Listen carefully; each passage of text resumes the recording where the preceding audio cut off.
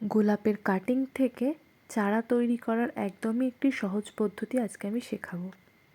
এটা নিয়ে অনেকের ভুল ধারণা থাকে যে গাছের ব্রাঞ্চ যত হেলদি হবে প্লান্টটাও তত ভালো হবে, এমন কিন্তু নয়। যখনই আপনি কাটিংয়ের জন্য গোলাপ গাছ থেকে ডাল নেবেন তখনই সবসময় সরু ডাল নেবেন। একদমই যেগুলো রুগ্ন সরু সেই ডালগুলো দিয়ে সবথেকে ভালো গ্রোথ হয় আর তাড়াতাড়ি গোলাপের কাটিং থেকে চারা তৈরি হয়ে যায়। আমি অনেকগুলোই ডাল নিয়েছিলাম আর এগুলো মোটামুটি 10 থেকে 15 সেন্টিমিটারের মধ্যে রাখলেই চলে। এবার আপনাকে ধ্যান দিতে হবে, আপনি যখনই কাটিংটা করবেন তখন এরকম একটা জোর বেছে নিয়ে আপনাকে 45 ডিগ্রি অ্যাঙ্গেলে কেটে পাশ দিয়ে একটু ছিলে দিতে হবে। এই ছিলে দেওয়ার উদ্দেশ্য হচ্ছে যে পরে যখন এটা থেকে শিকড় বার হবে তখন এই ছিলে দেওয়া অংশ থেকেই শিকড় বার হবে। যদি ছিলে না দেন আপনার গাছ নাও হতে পারে, এমনকি হতে 2 থেকে 3 মাসের সময় লাগতে পারে। আর এখানে নিশ্চয়ই লক্ষ্য করেছেন আমি প্রত্যেকটা ডাল থেকে পাতাগুলোকে কেটে দিয়েছি।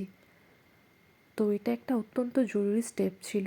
এভাবে আমি বাকিগুলোকেও কেটে নিয়েছি। এখানে দেখতেই পাচ্ছেন গাছটার কতটা লম্বা হবে। এইবার আপনি এটা বালিতেও বসাতে পারেন, মাটিতেও, কিন্তু বালিতে বসালে বেশি সুন্দর গাছ হয়। আমি এর আগেও গাছ তৈরি করেছি যেগুলো আপনি দেখতেই পাচ্ছেন, এগুলোকে আমি তুলে দেখাবো যে এগুলো থেকে শিকড় এসেছে।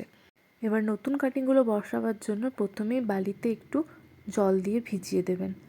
এখানে কাটিংগুলো লাগাবার জন্য আমি অ্যালোভেরার ব্যবহার করি। অনেকে রুটিন হরমোনও ব্যবহার করে, তবে অ্যালোভেরাটাই সবথেকে আমার কাছে মনে হয় সহজ পদ্ধতি। প্রথমে একটু করে অ্যালোভেরা লাগাবেন আর তারপরে বালিতে লাগিয়ে দেবেন। এভাবে সবকটা গাছই আমার লাগানো হয়ে গিয়েছিল। তো এখন আমি আগের গাছগুলোকে একটু ট্রান্সপ্লান্ট করে দেখাবো।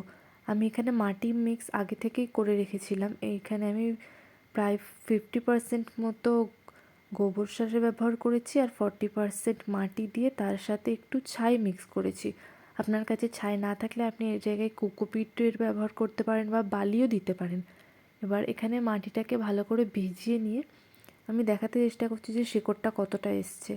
ভিডিওটায় হয়তো তোলার জায়গাটা কভার হয়নি, তো আমি আরেকবার এখানে অন্য একটা গাছ তুলে দেখিয়ে দেব।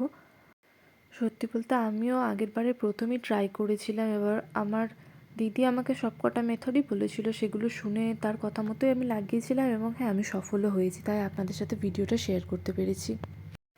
এর জন্য আরও কিছু ছোট ছোট টিপস হচ্ছে যে গাছটাকে প্রায় প্রথম 15 থেকে 20 দিন মতো ছাওয়ায় রাখতে হবে। তারপর এমন জায়গায় রাখতে হবে যাতে দিনের এক টাইম একটু হালকা রোদ পড়ে কিন্তু বাকি টাইম যেন ছাওয়াতেই থাকে।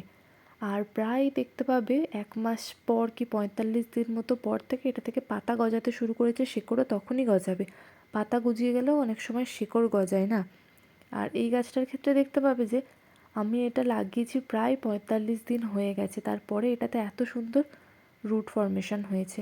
এর আগেও আমি একটা তুলে দেখেছিলাম, তখন 30 দিন মতো পরে, তখনও রুট এত ভালো হয়নি, তাই আমি আর তুলিনি।